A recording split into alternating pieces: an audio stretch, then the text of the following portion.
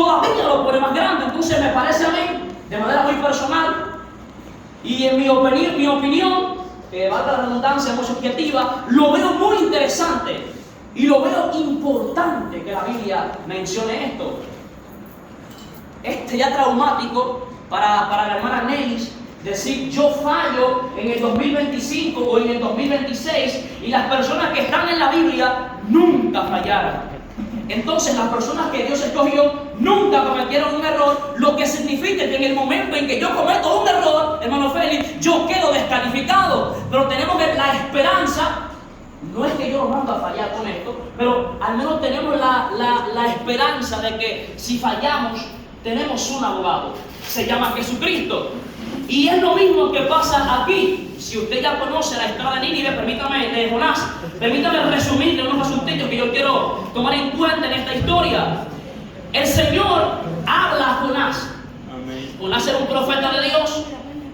Hoy en día lo conocemos como uno de los profetas menores, no porque fue un profeta más pequeño que otros, sino porque sus escritos son menores en comparación con otros como Ezequiel, como Isaías, como Daniel, como Jeremías, y no son tan trascendentes como por ejemplo Moisés, etc. Gloria a Dios, por eso es considerado uno de los profetas menores. Pero dentro de este parámetro yo veo algo interesantísimo, y es que Dios manda a Jonás y le dice: Jonás, yo quiero que tú vayas a Nínive, a aquella gran ciudad, y vayas allá y les anuncie, o vayas y pregones que yo voy a castigar a Nínive. Jonás capítulo 1, que yo voy a castigar a Nínive porque su maldad ha subido delante de mi presencia. Gloria. Jonás escucha la información que Dios le da. El texto no relata que hace ningún tipo de respuesta, pero sí hace mención de que Jonás, al escuchar que Dios le da un mandato, hace lo opuesto. Jonás no quiere ir a Nínive. Yo investigaba la historia de Nínive y no sé si usted sabía, pero este dato para mí es interesante. Nínive era una ciudad malvada. De hecho, Nínive es la capital de Asiria. Bueno, era la capital de Asiria. El que ha leído la Biblia se da cuenta que si había un pueblo malo en la historia de la Biblia, si había un pueblo que era corrupto en su totalidad, eran los asirios. Imagínense la capital de Asiria, donde se encontraba el rey de Asiria, que en ese mismo entonces la ciudad era el rey de Nínive. Gloria a Jesús por siempre. Entonces esta ciudad se encuentra o es parte de un pueblo que en su totalidad es malvado. Yo tengo un texto por ahí que lo afirma. Pastor, yo quiero que usted lea el texto que yo le pasé, libro de Nahum, por favor. 2:13, pero lea el 3, capítulo 1. Escuche esto. Nahum es otro profeta menor que hace mención de la ciudad. Escuche esto. 2:13. 3:1. Primero 3:1. Sí, 3:1. Ay de ti, ciudad sanguinaria, toda llena de mentira y de rapiña, sin apartarte del pillaje. Escuche esto. La ciudad. Si usted busca el libro de Nahum, para yo no volar esta parte, yo voy rapidísimo porque me entregaron una hora perfecta. Si usted busca el libro de Nahum, capítulo 2 y capítulo 3, habla exactamente de la ciudad de Nínive. Y aquí se le hace mención que la ciudad de Nínive era una ciudad sanguinaria. Es más, escuche este dato. Yo investigaba la historia de la ciudad, de los asirios, que tenían una gran muralla, dice la historia, y creo que también la Biblia, en los versos de los reyes por ahí, dice que tenía una gran muralla. Era imposible penetrar esta ciudad. De hecho, era un gran pueblo en inmensidad, eran muchos y eran muy malvados. Escuche, la historia dice que con los cráneos de las personas, entre las murallas de la ciudad, las personas que ellos mataban, los cráneos los pegaban en la muralla, y algunos cráneos, las cabezas de las personas, las colocaban en la entrada de la ciudad para que sirviera como amenaza a los demás pueblos. Usted escucha la magnitud y lo desagradable que eran estas personas. Escuche esto. Eran malvados, eran ladrones, tenían dioses paganos, no uno, sino muchos. Es más, La historia dice que esta gente se cree que era capaz de hacer sacrificios humanos. Y estaban tan... ¿Usted sabe lo que es un sacrificio humano? Mataban a la gente para ofrecérsela a sus dioses. Escuchen esto. Y no solamente eso. Estas personas eran capaces, más, había pueblos que cuando iban a la guerra, cuando sabían que eran los asirios, ni siquiera combatían. Se rendían antes de que comenzara el combate, porque sabían que si combatían contra ellos, ¡ay, mi madre! Y este pueblo era tan malvado, tan macabro, que había muchas ocasiones que los pueblos que se rendían, que no combatían, estas personas, ¿qué hacían? Aún así, los capturaban, los desmontaban, eran conquistadores por naturaleza, mataban porque les gustaba matar. Sus soldados que entrenaban todos los días simplemente para matar. Yo quiero que usted escuche a qué ciudad Dios está mandando a Jonás.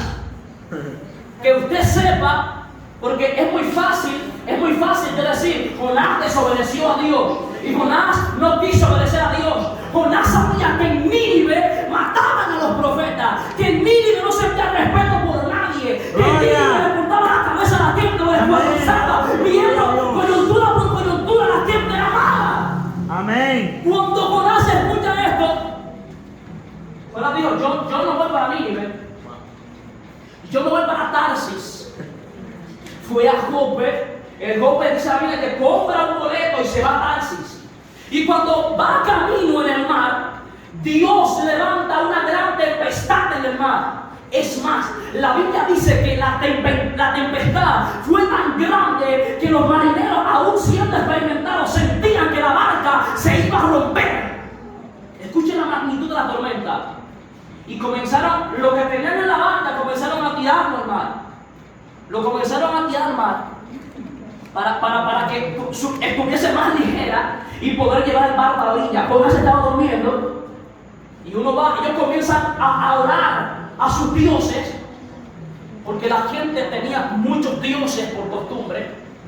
Y cuando despiertan a Jonás le dicen que ore también a su Dios, quizás él tenga misericordia de ellos. Ay. Cuando despiertan a Jonás, le dicen, no entendemos, esto nunca ha pasado aquí, primera vez que nos pasa algo tan extraordinario. La pregunta es, ¿quién eres tú?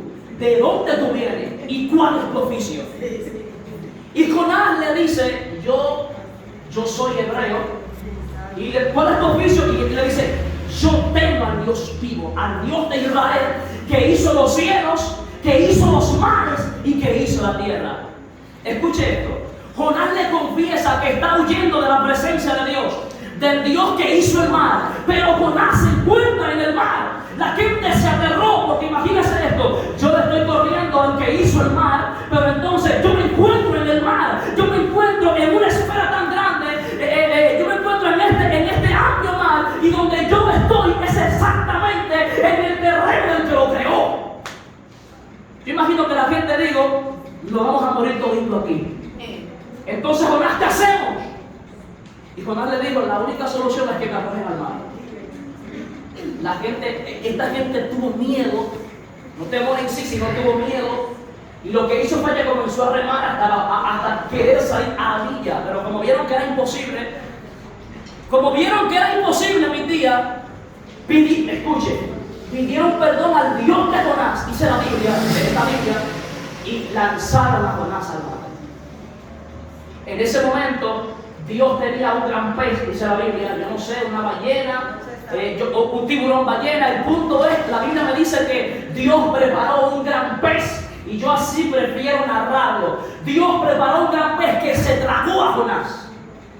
Mire, hay cosas en la Biblia que parecerán fantasías, hermano Aridio.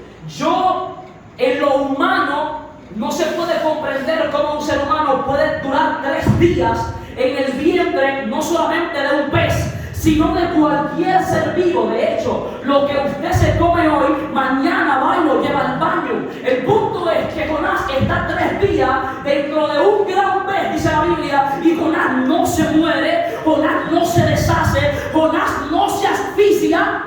Es impresionante. A Jonás no le pasa nada y dura 3 días. Y en esos 3 días, Jonás ora a Dios. A mí me parece interesante porque el versículo 2, gloria a Jesús, el versículo 2 dice de Jonás: entonces Jonás oró a Jehová su Dios desde el vientre del pez y dijo: invoqué en mi angustia a Jehová y él me oyó. Desde el seno del Seol clamé y mi voz oíste. Amén. Gloria a Dios. Escuche que esto no es el mensaje. Esta es la plataforma de lo que yo quiero transmitirle a usted.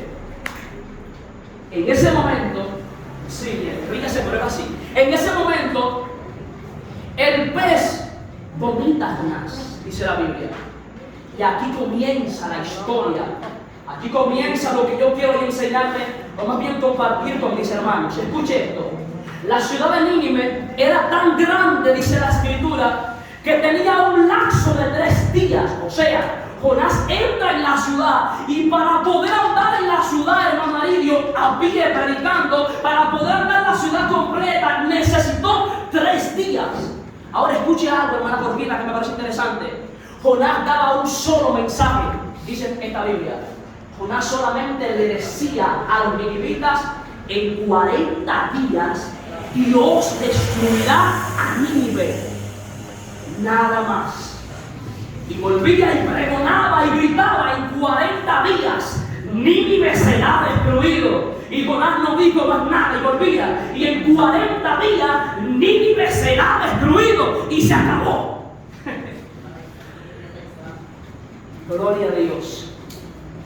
Escuche algo, que vuelvo al verso 1. Número 1. Jonás no quería ir a Nínive porque eran malvados. Y número 2.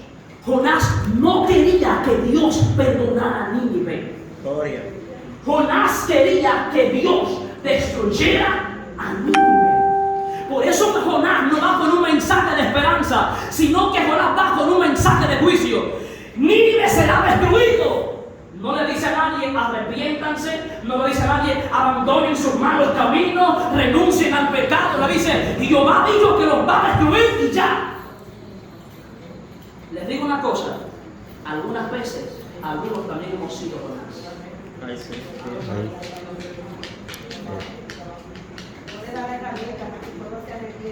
Hermana Indiana, hay mucha gente que solamente les interesa el juicio castigador de Dios. Hay mucha gente que solamente les interesa que Dios castigue al malo y que, es más, le digo una cosa, hay gente que dice: yo no le voy a predicar, que se lo lleve el diablo. Es más, hay gente que ha dicho: si amo a mí, se pierde esa alma. Y escuche algo que es peor. Mire, desde el mes de enero yo estoy con la historia de Jonás que me retumba desde el alma. Porque cuando yo leí otra vez la historia después de muchos años, me doy cuenta que hay mucha gente que predica con la única intención diciendo: Dios, ya tú sabes, esa sangre no va a caer sobre mí porque ya yo fui y les di el mensaje. Y luego se sientan a esperar que Dios lo destruya. Hay mucha gente que tiene el corazón de Jonás, que predica con la intención de que Dios... Es más, le digo una cosa: si Dios no le da una lección a Jonás, Jonás nunca va a Nínive.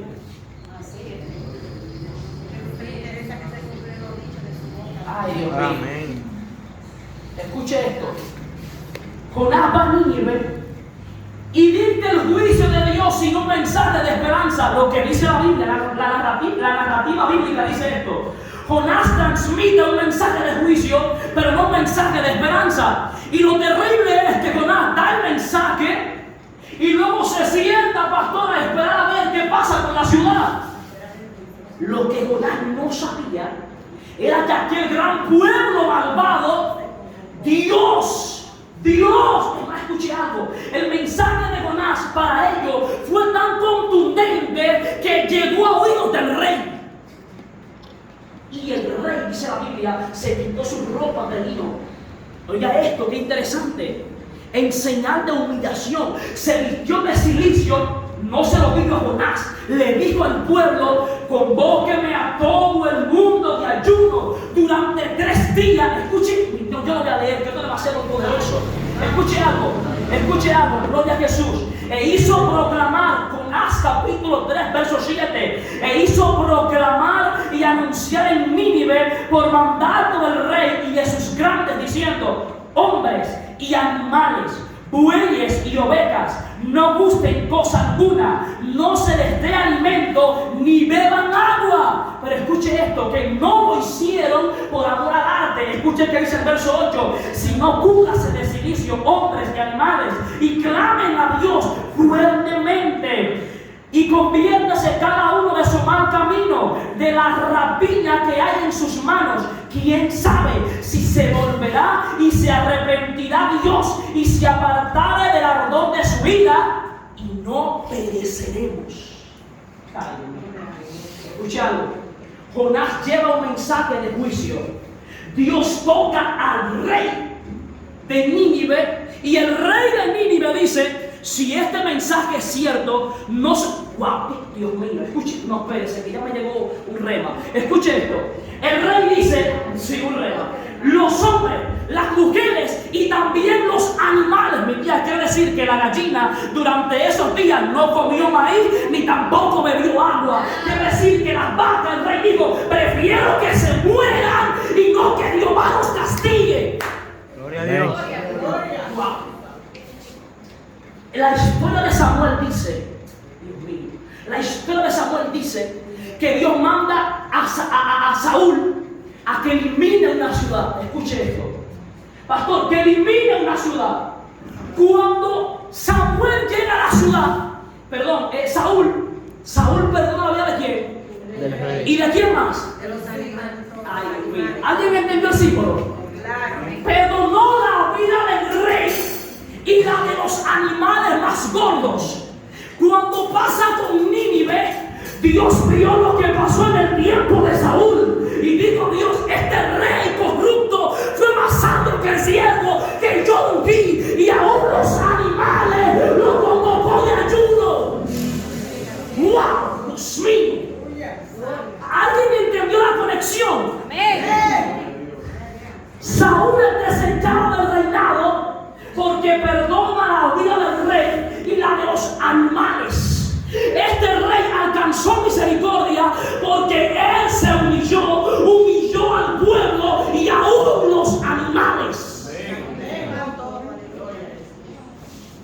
Jonás se sienta a esperar. Dios mío. No. Jonás está inocente de que hay un Dios que está obrando ya en Nínive. Y aunque Dios envió a Jonás, no dependió de Jonás en sí que ellos vinieran al arrepentimiento. Es más, yo creo que Jonás dijo: ya que yo no tengo opción, ya que mi mensaje, el mandato de Dios es ir, y aparentemente no tengo para dónde coger, voy a Nínive, Dios que te va a destruir, me matan y se acabó. Es sorprendente que Nínive no arremete contra Jonás. Jonás se va y dice: como ya vi el mensaje, y Dios no miente, como ya vi el mensaje, me siento aquí bajo el solazo para que Dios lo destruya. Escuche esto. Jonás se sienta a esperar la destrucción en el sol, porque la Biblia dice que Dios prepara una calabacera para que el sol, o sea, que se sentó donde le daba el sol. El punto es que cuando llega el otro, Jonás se siente contento. Pero que Dios está conmigo, me preparó aquí una cobijita para que yo vea cuando mande fuego y acabe con Nínive. ¿Te imaginas Jonás pensando eso? Y Jonás se sienta ahí y de repente ve que llega el otro día y no pasó nada, pero todavía mucho peor. Dios prepara un gusano. Una arruga. Escuche esto, hermana Jenny. Dios manda a Jonás y Jonás no hace caso. Dios manda un gusano para que destruya la calabacera y la destruye. Amén. Yo creo que hay veces que tenemos que hacer como el gusano y no como Jonás. Perdónenme. Escuche esto. Pasa que el gusano se come la calabacera y Jonás, cuando ve que la brisa con ese calor del desierto le cepilla la cabeza, por eso que era capito, le cepilla la cabeza y ese viento solano le arde, dice Jonás, yo prefiero morir ahora mismo. Yo les pregunto, mis hermanos, ¿usted cree que la ira de Jonás fue por la calabacera? No, porque no estaba viendo la historia que estaba pasando. Entendió la historia. Y escuche, porque Dios utiliza una terminología sarcástica y le dice, y Jonás, tú estás tan enojado por la calabacera. Y Jonás dice, yo tengo tanto enojo que yo prefiero matarme ahora mismo. Y Dios le dice, pero Jonás, tú te enojas por una calabacera que en el lapso de un día nació y en el lapso de otro se terminó. Y te digo interesante, Jonás, tú no hiciste nada, tú ni sembraste la semilla, ni le regaste agua, ni hiciste nada. Pero tú sí eres bárbaro, tú tienes que yo coja Nínive, que yo lo vi nacer, que yo lo hice crecer, que yo le di vida a esa gente, que mi lluvia caiga sobre ellos, que mi sol salga sobre ellos, que yo los amo. Y tú quieres que yo, que he trabajado en ellos durante tantos años de lluvia, donde hay más de 120,000 hombres y animales que no saben discernir entre el bien y el mal. Es más, escuche una cosa. Gloria a Dios. Escuche algo. Hay gente, hermano Alirio, que es verdad que son malos. Son bárbaros hasta más no poder. Pero es muy probable que simplemente estén hundidos en la ignorancia y ellos crean que lo que están haciendo está bien. Es más, les diré algo. La historia dice que los ninivitas ofrecían sacrificio a sus dioses, y como era un pueblo tan grande y tan poderoso y obtenía tantas victorias, seguía haciendo sacrificio a sus dioses, porque ellos entendían que según obtenían la victoria era porque sus dioses estaban de acuerdo con ellos.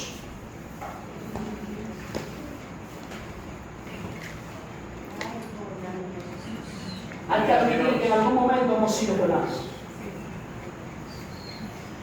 En algún momento hemos sido Jonás. Cuando nos hemos enojado con el borrachón que casi nos choca en la calle. ¿Usted recuerda eso? Con el familiar que no se arrepiente. Con el familiar que no se arrepiente, con el que le hizo un daño en el 2020. Usted sabe, muchas veces hemos sido Jonás y tenemos el corazón endurecido y decimos, no, yo a ese no le predico más, yo no le voy a decir nada. Y en el momento en que se da la coincidencia de que nos juntamos con ellos, le decimos, ¿tú sabes lo que dice la Biblia? Que todo lo que son mentirosos se lo va a llevar el diablo. Le digo que la gente nunca le dice. Jesús dice que hay esperanza para los mentirosos y que Él te ama y que Él te quiere salvar y que su sangre es más que suficiente para limpiarte de todo tu pecado, y por grande que sea Él promete que nos arrojará en el mar y que jamás se acordará de ellos. Escuche algo, mi hermano. Me impresiona porque hasta ahora el único libro que yo he leído que termina con una pregunta de Dios y nadie responde a la pregunta es Jonás, porque Dios está confrontando a un profeta que no creó a nadie, pero quería que Dios matara a 120,000 personas. ¿Cómo es posible? Una vez fuimos a una actividad, varón Cristian y yo, la batalla final, ¿verdad? La batalla final se llama. Y predicó una ministra llamada Nanichi Rivera, de Puerto Rico. Y ella decía, gloria a Jesús, ella decía que le hablemos con amor, gracias, que le hablemos con amor a las almas que les costó la sangre a Cristo. Y el hermano Cristian decía que eso le impactó mucho, porque es cierto. Las almas a nosotros no nos ha costado nada. Nosotros no morimos por nadie.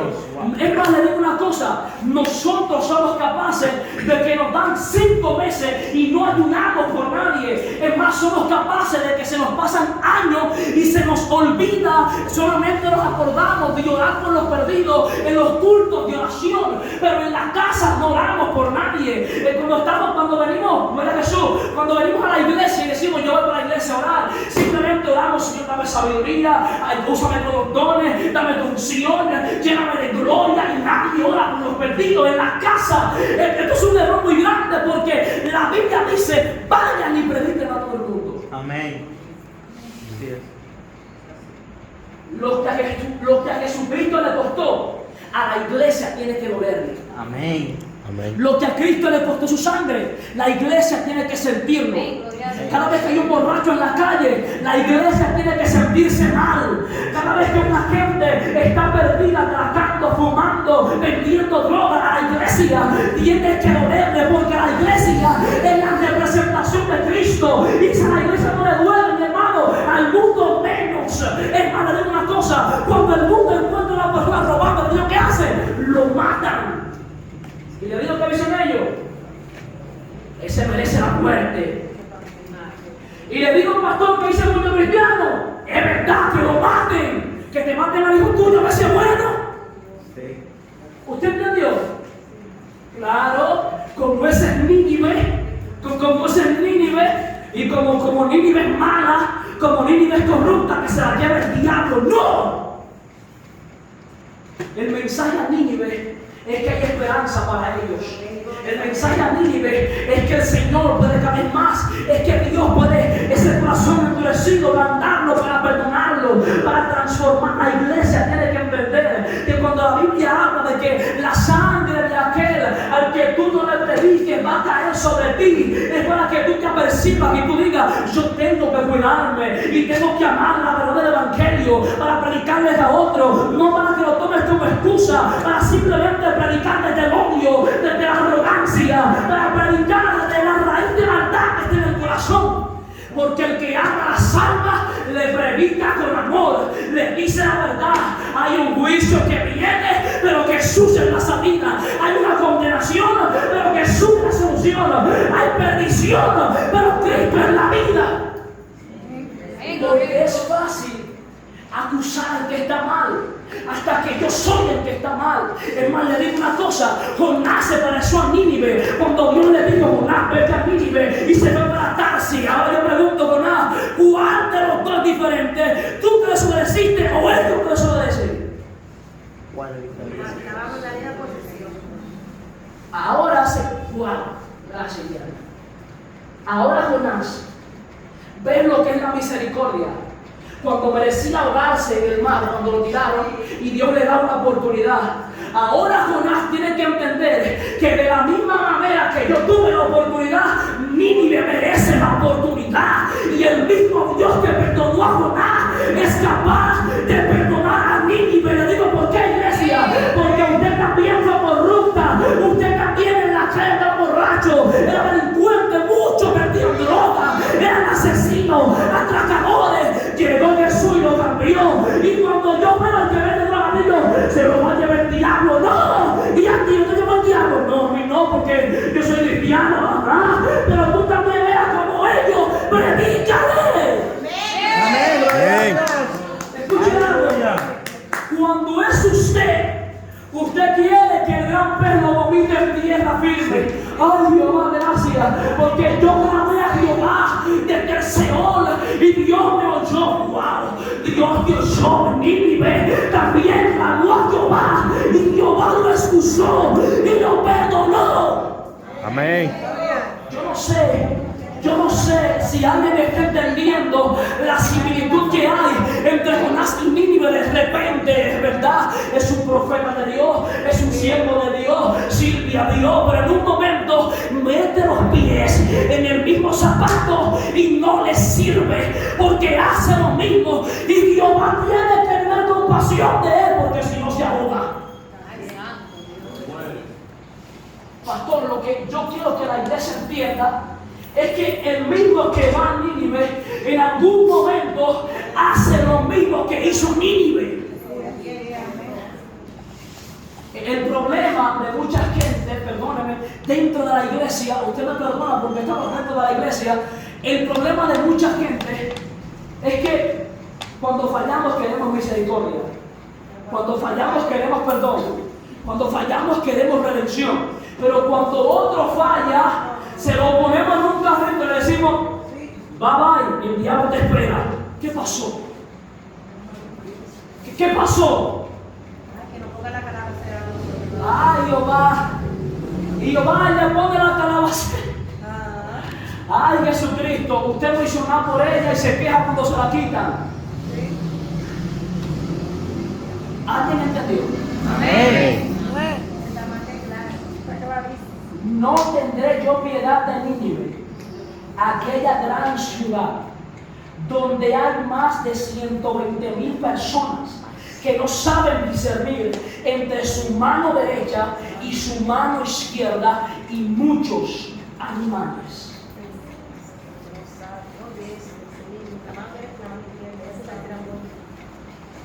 Yo quiero que usted sepa una cosa. Yo no voy a ocultar esta realidad. La Biblia sí dice que hay un momento donde Nínive es destruida.